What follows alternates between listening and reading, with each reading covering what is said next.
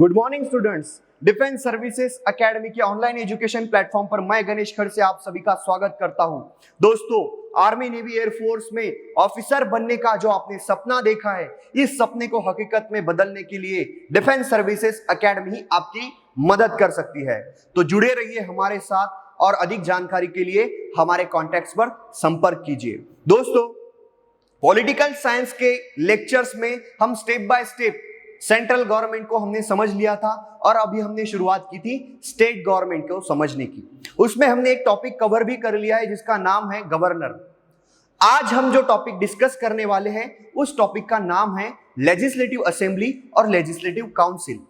हमें मालूम है कि भारत ने सेंट्रल गवर्नमेंट में बाइकैमरल सिस्टम को एक्सेप्ट किया है। बाइकैमरल मतलब जहां पर दो सदन होते हैं। सेंट्रल गवर्नमेंट में राज्यसभा और लोकसभा दो सदन है, इसीलिए बाइकैमरल सिस्टम है। और राज्यों में 28 राज्यों में से 6 राज्य ऐसे हैं जहां पर बाइकैमरल सिस्टम है, मतलब वहां पर विधान परिषद भी है और विधानसभा भी है। और 22 ऐसे स्टेट है जहां पर यूनिकैमरल सिस्टम है, जहां पर सिर्फ एक ही सदन है जिसका नाम होता है विधानसभा, जिसको लेजिस्लेटिव असेंबली कहा जाता है।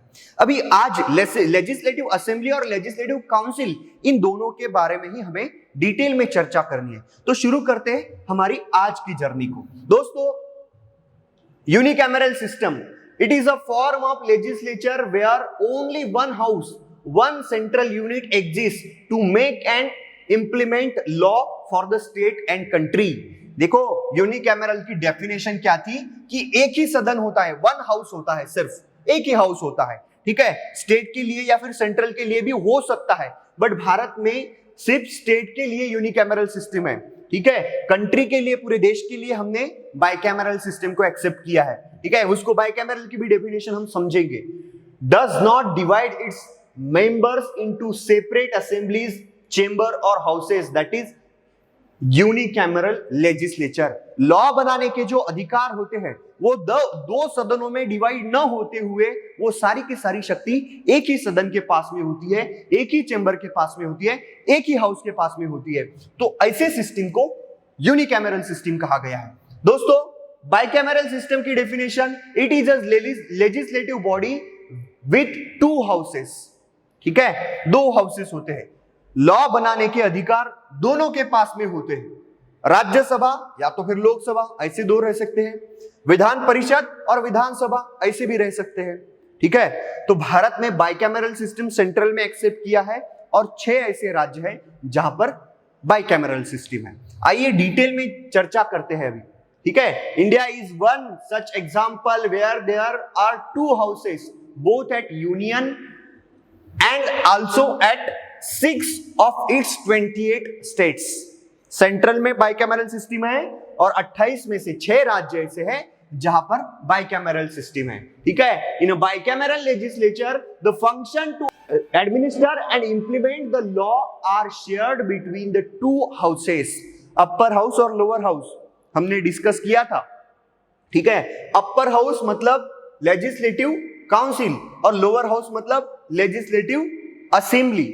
अभी ये तो थी स्टेट की बात। सेंट्रल में हमने देखा था अपर हाउस को हमने क्या कहा था, रिप्रेजेंटेटिव ऑफ स्टेट, मतलब राज्यसभा कहा था अपर हाउस को, और लोअर हाउस को Lok Sabha, representative of the people. इस तरीके से लोअर हाउस की डेफिनेशन हमने बताई थी।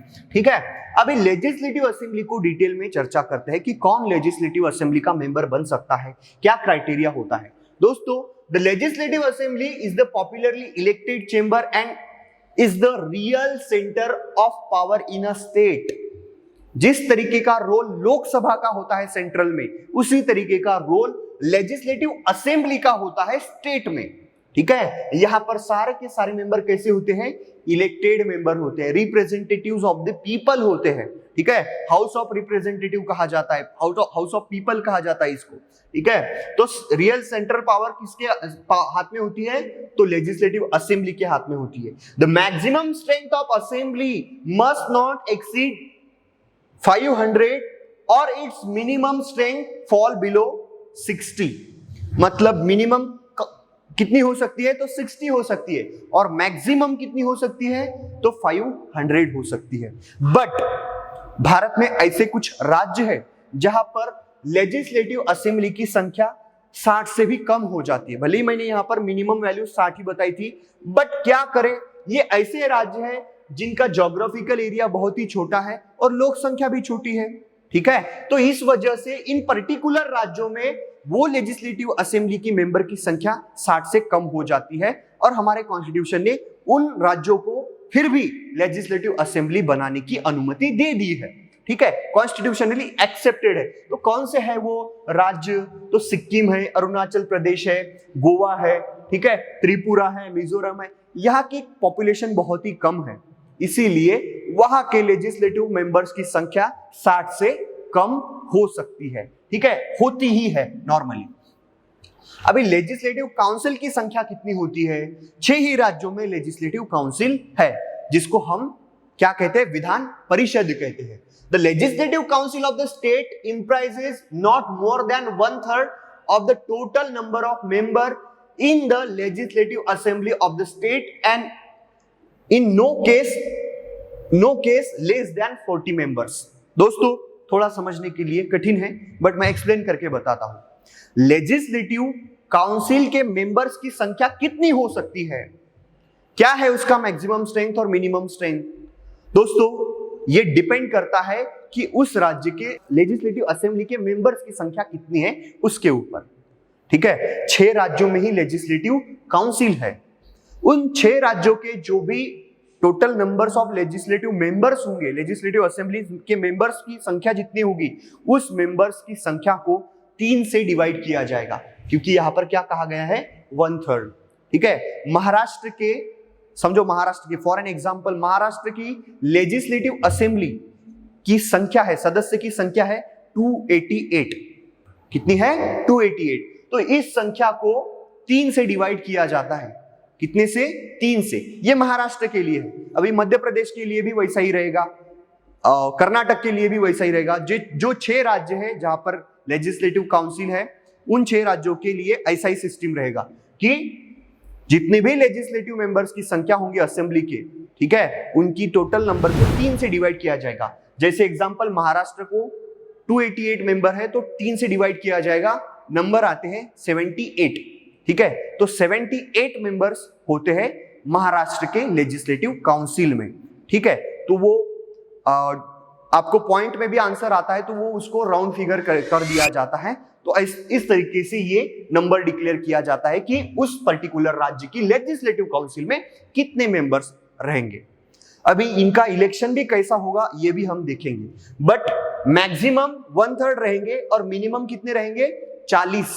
ठीक है, उससे कम नहीं हो सकते। यहां पर ऐसे कोई राज्य नहीं है जिनको कम होने का दर्जा दे दिया है, ऐसा कोई नहीं। 6 ही राज्य होते हैं जिनकी लोक संख्या ज्यादा है।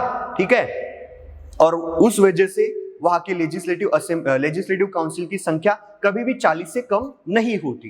ठीक है, तो यहां पर कोई टेंशन ही नहीं। अभी देखते हैं इलेक्शन कैसे होता है।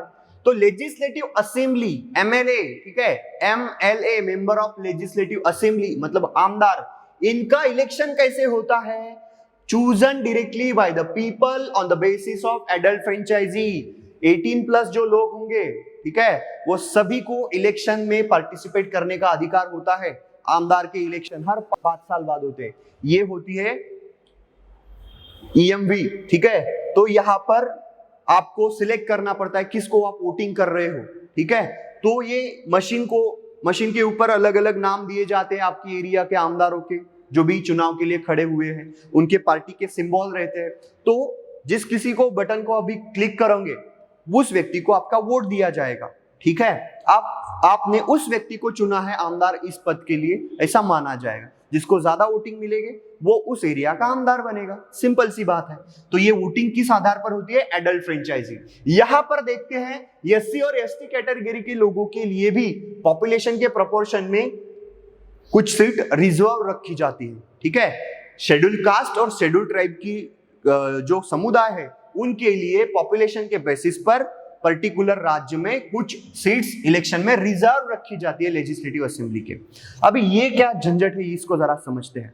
ठीक है, हमने देखा था सेंट्रल में लोकसभा के इलेक्शन में, जनरल इलेक्शन में, अगर मान के चलते कि कोई भी मेंबर एंग्लो इंडियन कम्युनिटी का नियुक्त नहीं हुआ है, चुनाव में जीत के नहीं आया है, तो उस सिचुएशन में राष्ट्रपति महोदय 2 व्यक्तियों को नॉमिनेट करते हैं लोकसभा में।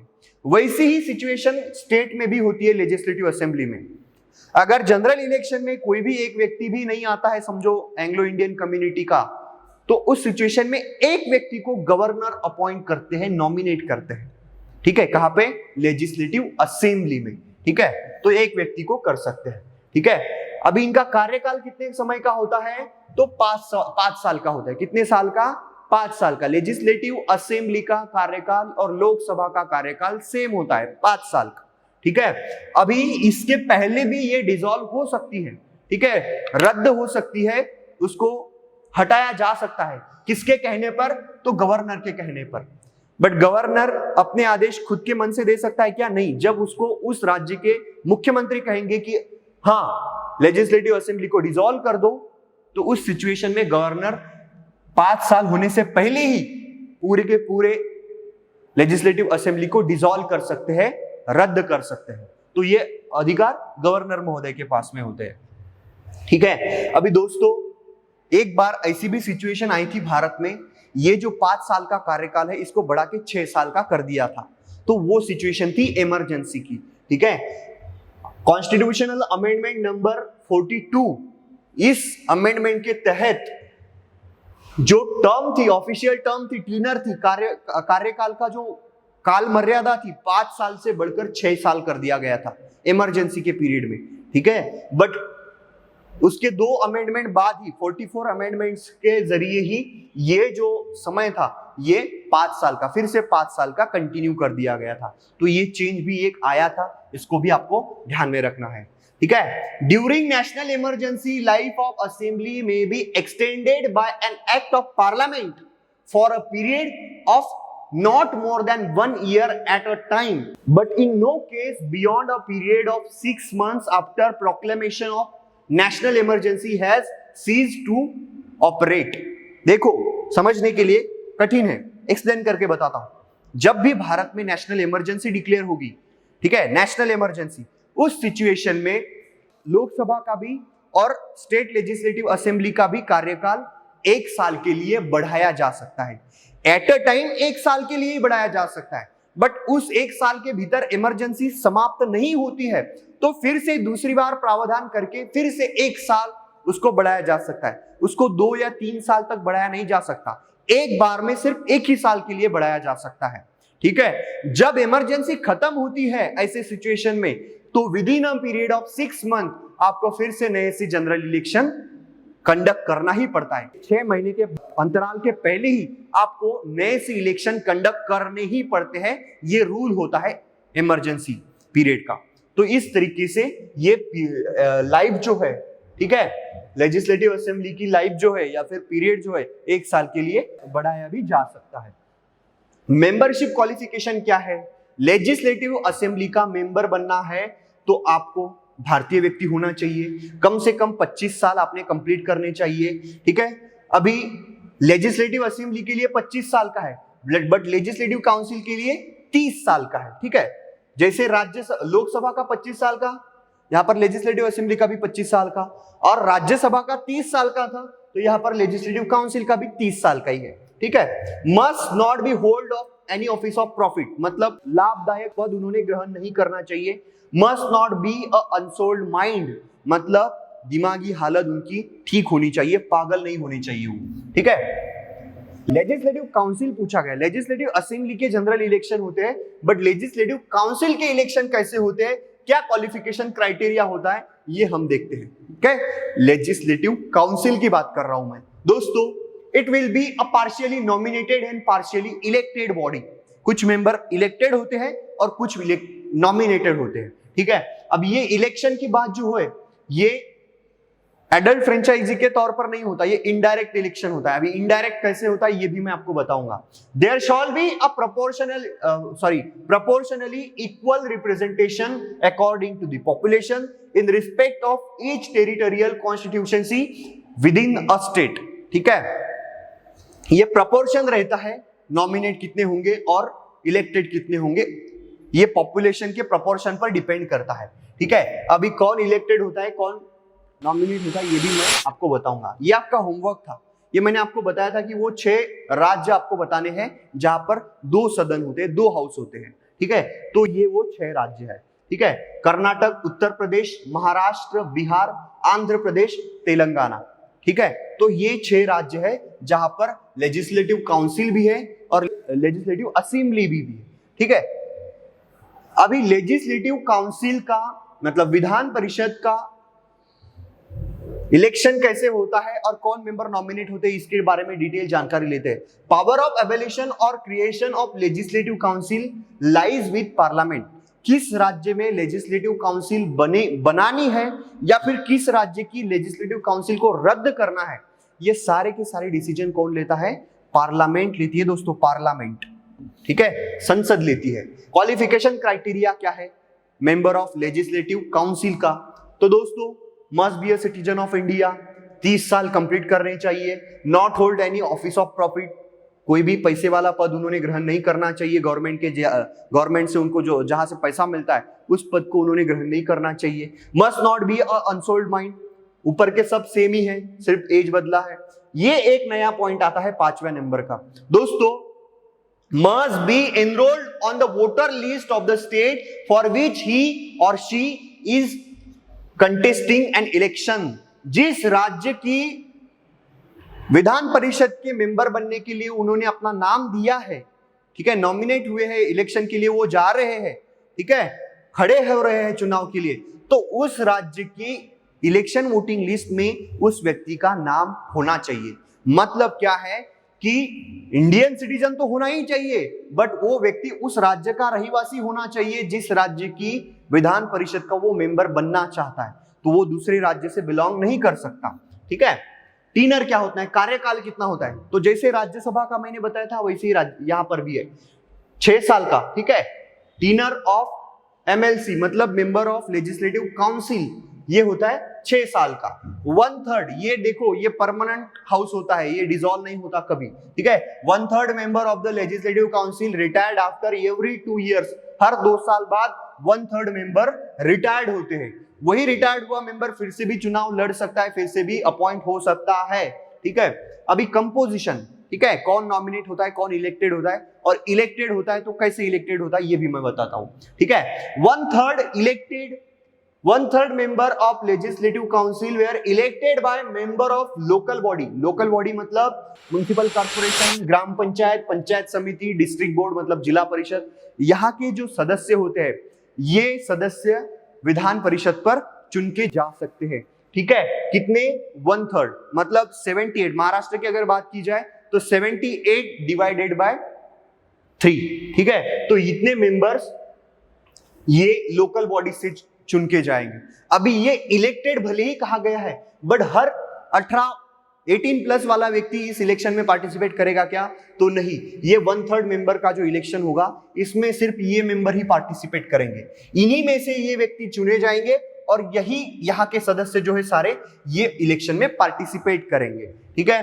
1/3 member elected by the member of legislative assembly, ठीक है। लेजिस्लेटिव असेंबली मतलब जो आमदार होते हैं वो आमदार 1/3 मेंबर को इलेक्ट कर देते हैं। ये भी इनडायरेक्ट इलेक्शन है क्योंकि यहाँ पर भी सारे 18 प्लस व्यक्ति इलेक्शन में वोटिंग नहीं कर सकते। 1/6 members are nominated by governor of that state. देखो राष्ट्रपति महोदय को राज्यसभा में 12 व्यक्तियों को चुन के देने का अधिकार था, नॉमिनेट करने का अधिकार था, बट यहाँ पर 1/6 है, फिक्स आंकड़ा नहीं है, वो पॉपुलेशन पर डिपेंड करता है, ठीक है। तो 1/6 member of legislative council were nominated by governor of that particular state। किस आधार पर? तो आधार सेम ही है, कला, क्रीड़ा, संगीत, उसके बाद साहित्य, सोशल वर्क, समाज कार्य उन्होंने करने चाहिए। इस आधार पर किसी एक व्यक्ति ने खास काम किया है तो ऐसे व्यक्तियों को विधान परिषद का मेंबर बनाया जा सकता है नॉमिनेशन पर। कौन करते हैं नॉमिनेशन? तो हमारे गवर्नर करते हैं, ठीक है, राज्यपाल करते हैं, ठीक है। 112 member are elected by graduate person of the state, ठीक है। हाल ही में अभी महाराष्ट्र में ये पदवीधर मतदार संघ, ठीक है, पदवीधर मतों का एक मतदार संघ होता है और वहां से व्यक्ति चुन के दिए जाते हैं। कितने? 112 मेंबर ऑफ लेजिस्लेटिव काउंसिल, ठीक है। तो कौन वहां पर इलेक्शन में, ये भी देखो ये इलेक्टेड है लेकिन ये भी इनडायरेक्ट इलेक्टेड है, इनडायरेक्टली इलेक्टेड है। तो देखो इनडायरेक्टली इलेक्टेड मतलब 18+, हर 18+ को वो अधिकार नहीं था, सिर्फ किसको है, जो ग्रेजुएट हुए हैं उन्हीं व्यक्ति को वो अधिकार था। कितने मेंबर दे सकते हैं चुन के, तो 112 मेंबर चुन के दे सकते हैं, ठीक है। और यहाँ पर 112 member were elected by teachers of that state, ऐसे टीचर जिनको मिनिमम 3 साल का टीचिंग का अनुभव हो, एक्सपीरियंस हो। तो वो टीचर जो स्कूल से भी बिलोंग कर सकते हैं, कॉलेज से भी बिलोंग कर सकते हैं, यूनिवर्सिटी, एजुकेशनल इंस्टीट्यूट का हर वो टीचर जिसके पास कम से कम 3 साल पढ़ाने का अनुभव हो, ऐसे व्यक्ति 112 मेंबर्स को चुन के देते हैं। कहां पे, लेजिस्लेटिव काउंसिल में, ठीक है। ये ग्रेजुएट अलग रहेंगे और ये टीचर्स अलग रहेंगे, तो ये भी आपको समझ में आना चाहिए, ठीक है। इस तरीके से लेजिस्लेटिव काउंसिल और लेजिस्लेटिव असेंबली दोनों सदनों का कंपोजिशन कैसे रहेगा, क्वालिफिकेशन क्राइटेरिया कैसे रहेगा, राज्यपाल कहां पर मेंबर नॉमिनेट करके दे सकते हैं, अगर एंग्लो इंडियन कम्युनिटी की है तो वो कितने रहेंगे, अगर कला, क्रीड़ा, साहित्य, समाज काम इसके लिए अगर नॉमिनेट करना है तो वो कितने करेंगे। यहां पर फिक्स डिजिट नहीं है दोस्तों, ये सारे के सारे कंपोजिशन जो है लेजिस्लेटिव काउंसिल के, वो डिपेंड करते हैं कि उस पर्टिकुलर राज्य की लेजिस्लेटिव असेंबली के मेंबर्स की संख्या कितनी होगी, उसके ऊपर डिपेंड करता है, ठीक है। तो ये विधान परिषद मतलब लेजिस्लेटिव काउंसिल का जो झमेला है ये सिर्फ 6 राज्यों के लिए ही सीमित है। बट एनडीए एग्जामिनेशन या फिर यूपीएससी एग्जामिनेशन, एमपीएससी एग्जामिनेशन, इन सारी एग्जामिनेशन के लिए ये जानकारी हमें मालूम होना बहुत ही इंपॉर्टेंट और जरूरी होता है, इसीलिए सारे टॉपिक में यहां पर कवर कर रहा हूं। Thank you.